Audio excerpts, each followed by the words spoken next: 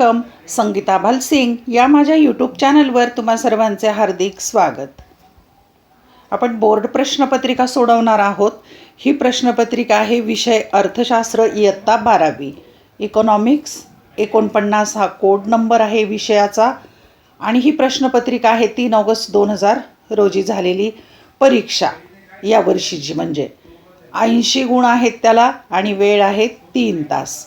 Board प्रश्नपत्रिका आहे, सराव म्हणून तुम्ही ही पहा, सोडवा, अभ्यास करा.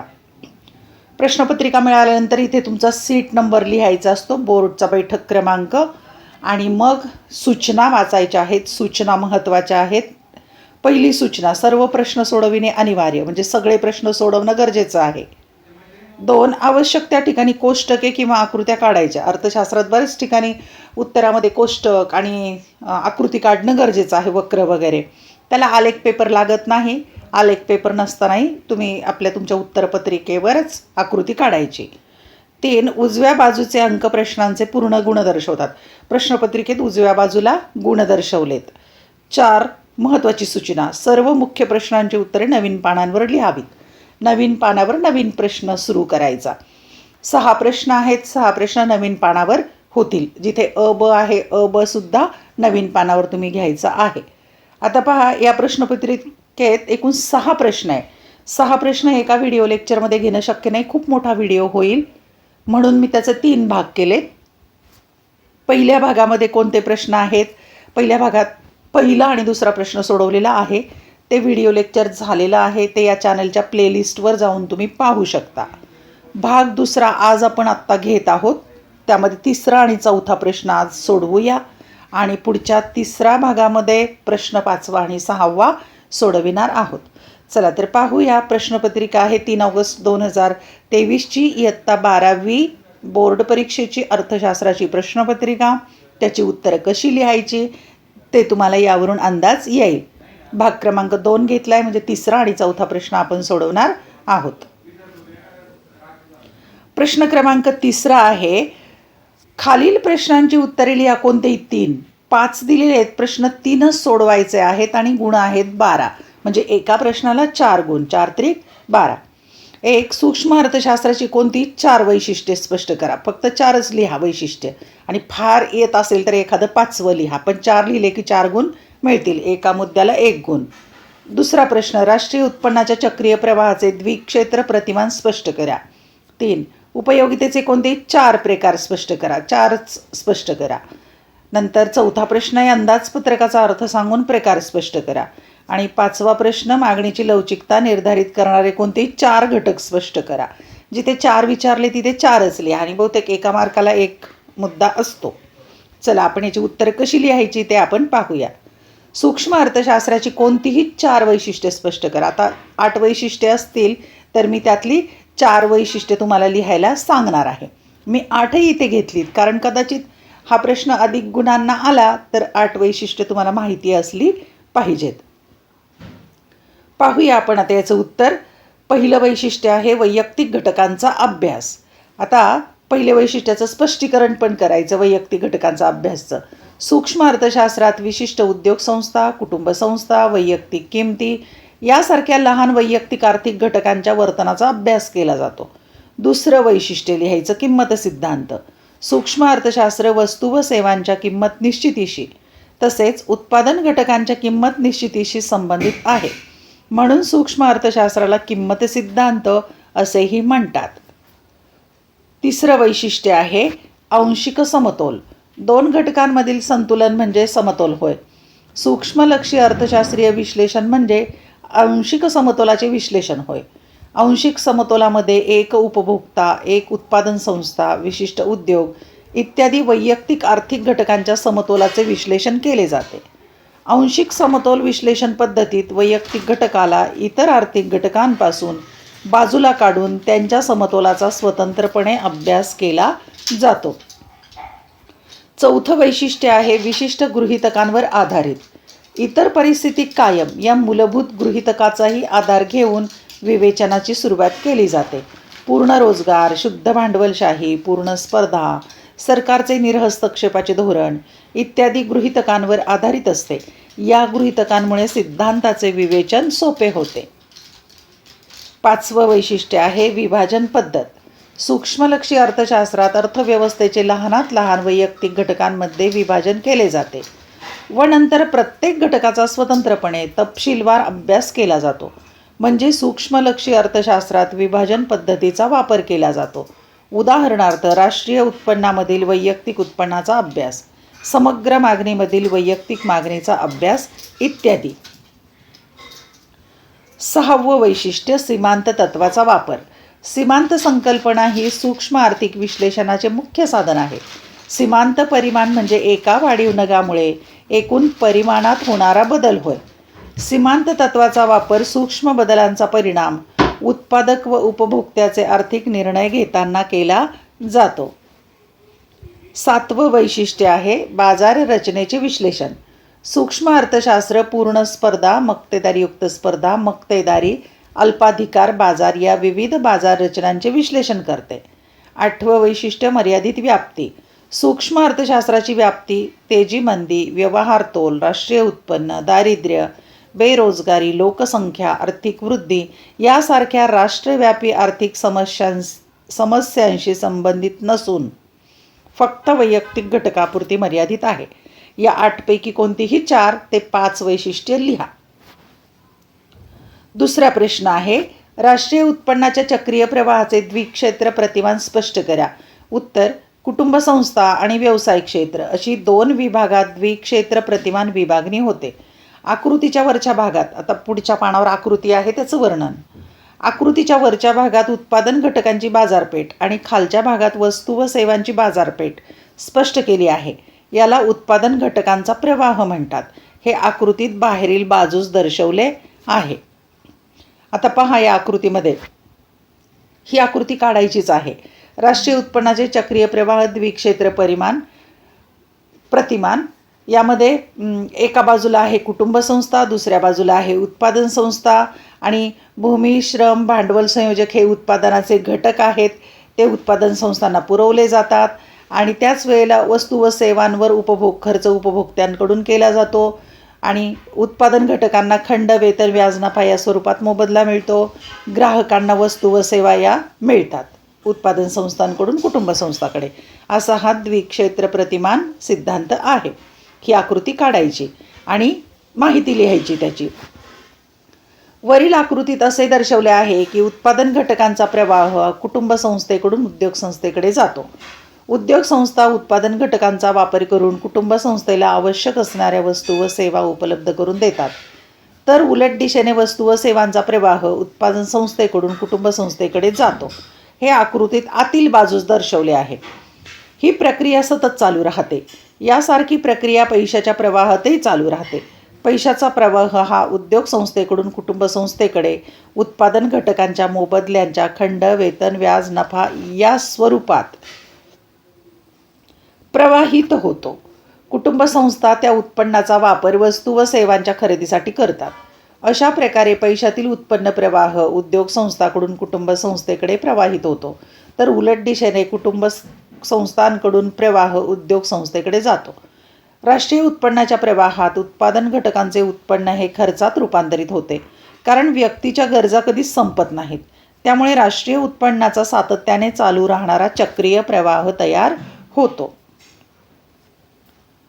प्रश्न तिसरा आहे उपयोगितेचे कोणतेही 4 प्रकार स्पष्ट करा. आता 6 पैकी 4 कोणतेही प्रकार स्पष्ट करा. मी इथे 6 घेतलेत. उत्तर उपयोगितेचे प्रकार पुढील प्रमाणे. पहिला प्रकार रूप उपयोगिता, त्याला आकार उपयोगिता असंही म्हणतात. वस्तूचे स्वरूप बदलल्यामुळे वाढलेली उपयोगिता म्हणजे रूप उपयोगिता होय.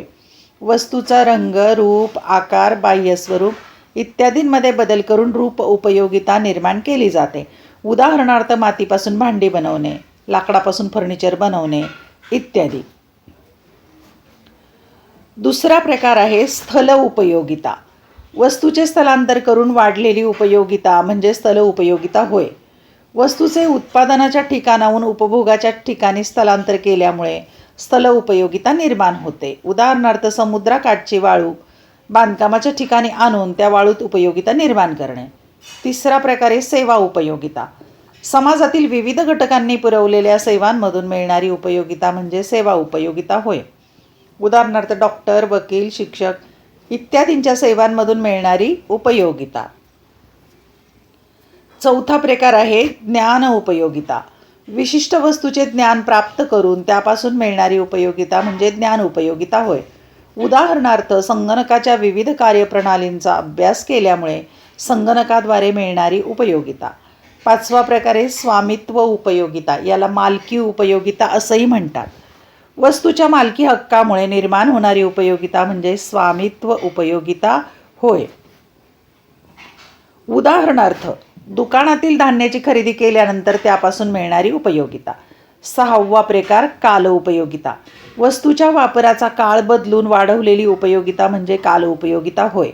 उदाहरणार्थ वस्तू मुबलक प्रमाणात उपलब्ध असताना तिचा साठा करून दुर्मिळतेच्या काळात तिचा वापर करणे किंवा पावसाळ्याच्या काळात छत्र्या विक्रीस काढून त्यामध्ये उपयोगिता निर्माण करणे. आता यापैकी कोणतेही 4 प्रकार लिहा 6 पैकी. प्रश्न क्रमांक 4. अंदाजपत्रकाचा अर्थ सांगून प्रकार स्पष्ट करा. उत्तर. अंदाजपत्रकाचा अर्थ. अर्थसंकल्प हे वित्तीय प्रशासनाचे एक महत्त्वाचे साधन आहे, ज्यामुळे राज्याचे सर्व आर्थिक व्यवहार नियंत्रित केले जातात. आगामी आर्थिक वर्षातील अपेक्षित प्राप्ती आणि नियोजित खर्चाचे वित्तीय विवरण म्हणजे अंदाजपत्रक होय. भारतात 1 एप्रिल ते 31 मार्च या कालावधीचे एक आर्थिक वर्ष असते. भारतीय राज्यघटनेच्या कलम 112 अंतर्गत शासकीय अंदाजपत्रकाची तरतूद आहे. भारत सरकारच्या प्रत्येक अंदाजपत्रकात 7 अंदाजपत्रकीय दस्तऐवजांद्वारे सार्वजनिक वित्त व्यवहाराच्या तपशिलाचे वर्णन केले जाते. अंदाजपत्रक हा शब्द बजेट फ्रेंच भाषेतील बॉगेटी पासून आला आहे. याचा अर्थ पिशवी किंवा पाकिट असा होतो, ज्यात सरकारच्या आर्थिक धोरणांविषयीचा तपशील असतो. या सर्व आर्थिक योजना किंवा वित्तीय धोरणे सरकारी महसूल आणि सरकार खर्चाच्या स्वरूपात असते. अंदाजपत्रकाचे प्रकार. अर्थव्यवस्थेच्या बदलत्या गरजांनुसार सार्वजनिक खर्च आणि उत्पन्नाच्या अंदाजपत्रकीय तरतुदीही निरनिराळ्या पातळीत असणे गरजेचे असते. त्यानुसार शासकीय अंदाजपत्रकाचे 3 प्रकार पडतात. 1 समतोल अंदाजपत्रक, 2 शिल्कीचे अंदाजपत्रक, 3 तुटीचे अंदाजपत्रक. आता या अंदाजपत्रकाची थोडक्यात माहिती घेऊ. 1 समतोल अंदाजपत्रक. ज्या अंदाजपत्रकात सरकारचे अंदाजे महसुली उत्पन्न आणि सरकारचा महसुली खर्च या दोन्ही बाबी समान असतात त्याला समतोल अंदाजपत्रक असे म्हणतात. म्हणजे सरकारी महसूल बरोबर सरकारी खर्च हे सूत्र आहे. समतोल अंदाजपत्रकाची संकल्पना ॲडम स्मिथ यासारख्या सनातनवादी अर्थशास्त्रज्ञांनी प्रतिपादन केली आहे. या अंदाजपत्रकाचा अर्थव्यवस्थेवरील परिणाम तटस्थ असल्याचे मानले जाते, म्हणून त्यांनी हे अंदाजपत्रक सर्वोत्तम मानले. मात्र आधुनिक अर्थशास्त्रज्ञांच्या मते समतोल अंदाजपत्रकाचे धोरण अर्थव्यवस्थेसाठी नेहमीच योग्य ठरू शकणार नाही. आधुनिक शासन कल्याणकारी संस्था असते, म्हणून खर्चाची पातळी उत्पन्न पातळीच्या प्रमाणात ठेवणे शक्य नसते. दुसरा प्रकार आहे शिल्कीचे अंदाजपत्रक. ज्या अंदाजपत्रकात शासनाची अंदाजे प्राप्ती शासनाच्या अंदाजित खर्चापेक्षा अधिक असते तेव्हा त्याला शिल्कीचे अंदाजपत्रक असे म्हणतात. अपेक्षित सरकारी प्राप्ती ग्रेटर दॅन अंदाजित सरकारी खर्च म्हणजे खर्च कमी प्राप्ती जास्त. आर्थिक तेजीच्या कालखंडात शिल्कीचे अंदाजपत्रक उपयुक्त ठरू शकते.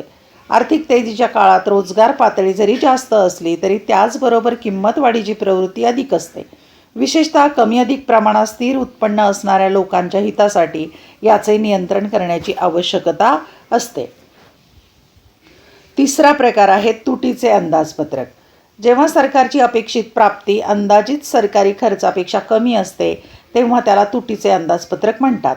अपेक्षित सरासरी प्राप्ती लेस दॅन अंदाजित सरासरी खर्च बरोबर तुटीचे अंदाजपत्रक. मंदीच्या काळात तुटीचे अंदाजपत्रक उपयुक्त ठरू शकते. आर्थिक मंदीच्या काळात सर्व आर्थिक व्यवहार कमी पातळीत होत असतात, त्यामुळे बेरोजगारी निर्माण होते. याचे नियंत्रण करण्यासाठी कर्ज व तुटीच्या अर्थ भरण्याद्वारे शासकीय खर्चात वाढ केली जाते. प्रश्न 5. मागणीची लवचिकता निर्धारित करणारे कोणतेही 4 घटक स्पष्ट करा. आता लवचिकता निर्धारित करणारे अनेक घटक आहेत ते मी घेतले तिथे, पण तुम्ही फक्त त्यापैकी कोणतेही 4च लिहा. 1. वस्तूचे स्वरूप. वस्तूंच्या स्वरूपानुसार जीवनावश्यक वस्तू, सुखसोयीच्या वस्तू आणि चैनीच्या वस्तू असे वर्गीकरण केले जाते. जीवनावश्यक वस्तू उदाहरणार्थ अन्नधान्य, औषधे, पुस्तके इत्यादींची मागणी अलौकिक असते. सुखसोयी आणि चैनीच्या वस्तू उदाहरणार्थ कार, अत्तर म्हणजे सुगंधी द्रव्य, फर्निचर इत्यादींची मागणी लवचिक असते. दुसरा घटक आहे पर्यायी वस्तूंची उपलब्धता. जेव्हा वस्तूला बाजारात अनेक पर्याय उपलब्ध असतात अशा वस्तूंची मागणी सर्वसाधारणपणे लवचिक असते.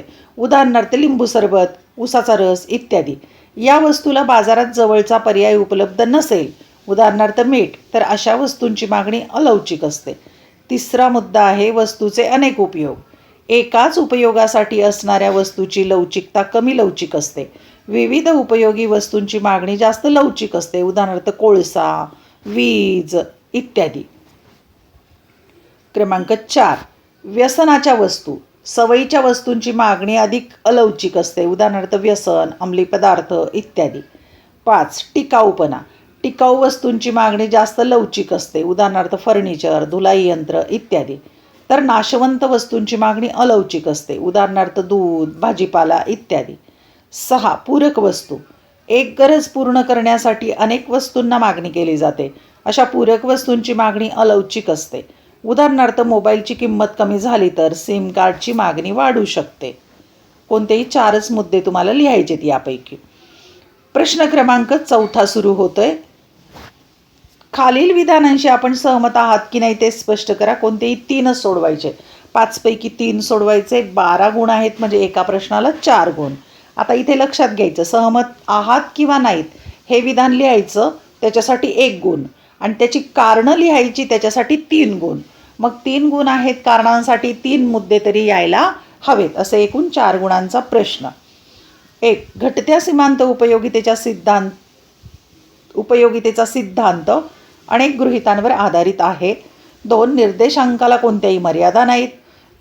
3, पुरवठा वक्र डावीकडून उजवीकडे वरून खाली येणारा असतो. 4, देशाच्या आर्थिक विकासात विदेश व्यापाराची भूमिका महत्त्वाची आहे. 5, सरकारला शुल्क, दंड व दंडात्मक रकमा यापासून मोठ्या प्रमाणावर महसूल मिळतो. आपण सहकारण स्पष्टीकरण करूया. क्रमांक 1, घटत्या सीमांत उपयोगितेच्या सिद्धांतात अनेक गृहितांवर आधारित आहे. आता उत्तर, अनेक गृहित आहेत. आता इथे आपण अभ्यासासाठी सगळी घेतली आहेत, पण तुम्ही 4च मुद्दे त्यातले लिहायचे आहेत. उत्तर लिहिताना पहिलं विधान लिहायचं, या विधानाशी मी सहमत आहे, याच्यासाठी तुम्हाला 1 गुण मिळेल, आणि त्याची कारणं 3 लिहायची, त्याला 3 गुण. घटत्या सीमांत उपयोगिता सिद्धांताची गृहितके पुढील प्रमाणे आहेत. आता इथे मी सगळी गृहितकं घेतली, तुम्ही फक्त 3 ते 4 मुद्दे लिहा. 1, विवेकशीलता. उपभोक्ता विवेकशील आहे आणि त्याची वर्तणूक सर्वसामान्य आहे असे मानले जाते, त्यामुळे तो महत्तम समाधान मिळवण्याचा प्रयत्न करतो. 2, संख्यात्मक मापन. सिद्धांतात उपयोगितेचे संख्यात्मक मापन करता येते असे गृहीत धरले जाते, त्यामुळे गणिती प्रक्रिया सहज शक्य होतात. यामुळे वस्तूच्या प्रत्येक नगापासून मिळणारी उपयोगिता जाणून घेता येते व त्यांची तुलना करता येते. क्रमांक 3, एकजिन्सीपणा. उपभोगातील वस्तूचे सर्व नग, आकार, स्वरूप, रंग, चव इत्यादी बाबत समान आहेत. 4, उपभोग सातत्य. एखाद्या वस्तूच्या सर्व नगांचा उपभोग कोणताही खंड न पडता सलगपणे एका पाठोपाठ एक घेतला जातो. 5, योग्य आकारमान. उपभोग्य वस्तूंच्या सर्व नगांचे आकारमान योग्य किंवा साधारण असावे, ते अत्यंत लहान किंवा मोठे नसावे. 6, स्थिरता. उपभोगाच्या प्रक्रियेत उपभोक्त्याचे उत्पन्न, चव, पसंती, सवयी, आवडीनिवडी यासारखे घटक स्थिर असावेत. पैशाची सीमांत उपयोगितासुद्धा स्थिर असल्याचे गृहीत धरले जाते. 7, विभाज्यता. सिद्धांत असे गृहीत धरतो की उपयोगात आणलेली वस्तू विभाज्य असावी, त्यामुळे वस्तूचे लहान भागात विभाजन करता येईल. 8, एकच गरज. एकच गरज पूर्णपणे भागविण्यासाठी वस्तूचा वापर होतो. 8 पैकी कोणतेही 3 मुद्दे लिहा. नंबर 2, निर्देशांकाच्या कोणत्याही मर्यादा नाहीत. उत्तर, या विधानाशी मी असहमत आहे, म्हणजे चुकीचं आहे. कारण त्याच्या मर्यादा आपल्याला लिहायच्यात. आता व्यवहारात निर्देशांक फार उपयोगी आहे. आर्थिक हालचालींचा तो वायुभार मापक आहे, परंतु निर्देशांक संपूर्ण खात्रीशीर नाही, त्यावर पुढील मर्यादा येतात. आता यापैकी कोणतेही 4 मुद्दे लिहा. 1. नमुन्यावर आधारित. निर्देशांक हा नमुन्यावर आधारित आहे. निर्देशांकाच्या रचनेत सर्व घटकांचा समावेश होत नाही, त्यामुळे तो नमुना चुकांपासून मुक्त होत नाही. 2. आकडेवारींवर आधारित. निरनिराळ्या प्रकारच्या अपुऱ्या आकडेवारींवर निर्देशांक आधारित आहे. त्याच आधारावर आकडेवारी गोळा केली आहे. याचा परिणाम निर्देशांकाच्या निष्कर्षावर होतो.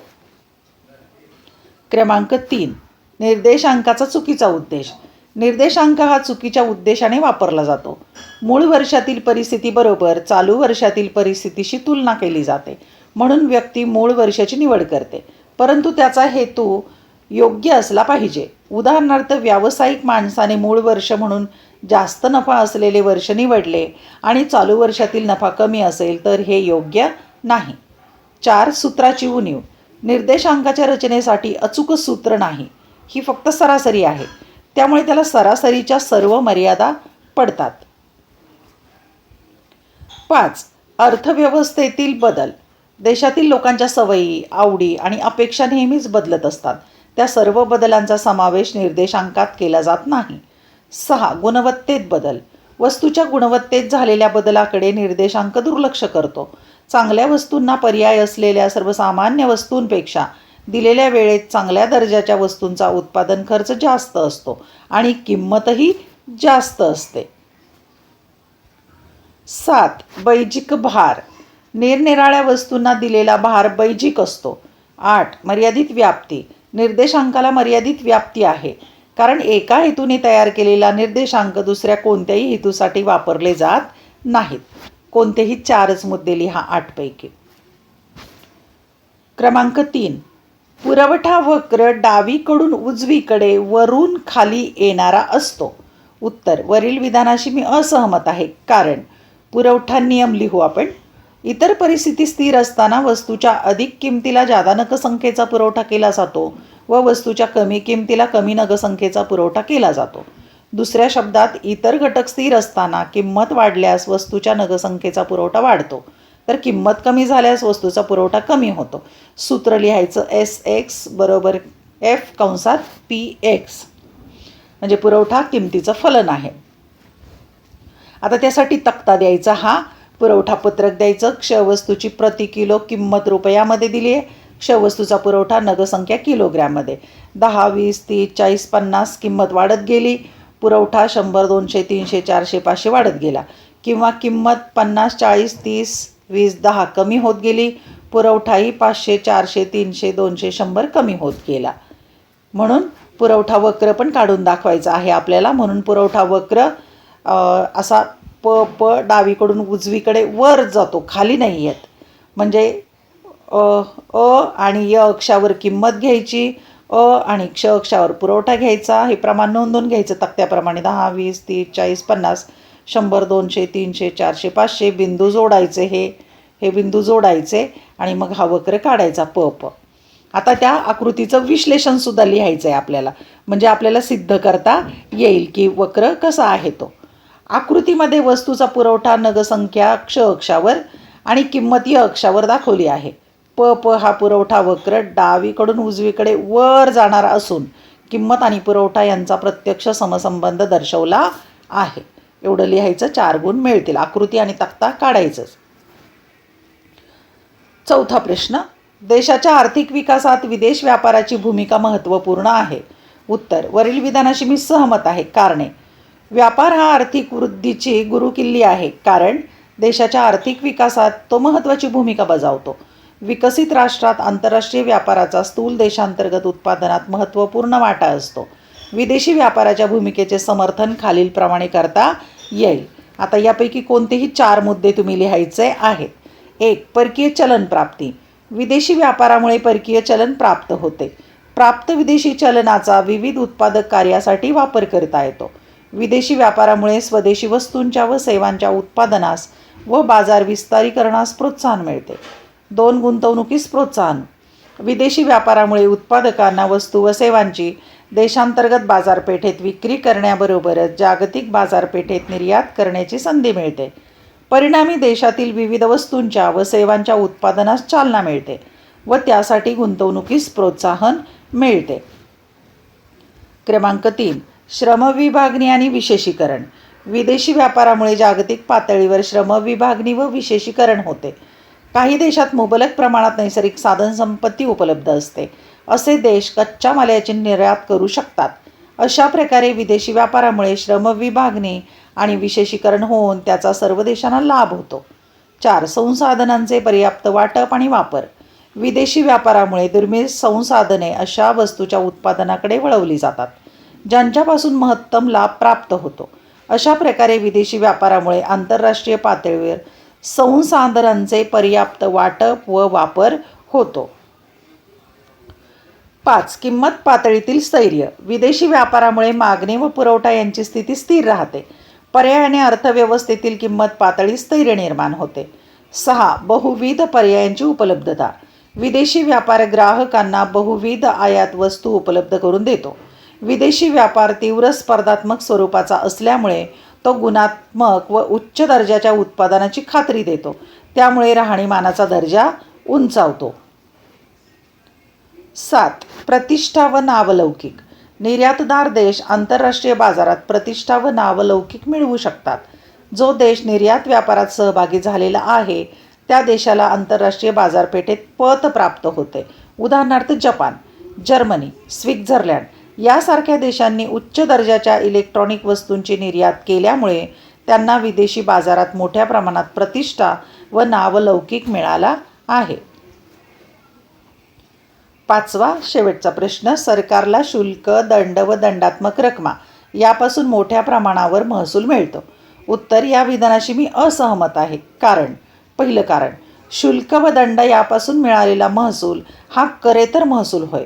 सरकारला करांच्या स्रोतांपासून मिळणाऱ्या महसुलाच्या तुलनेत करेतर स्रोतांपासून मिळणाऱ्या महसुलाचे प्रमाण कमी असते.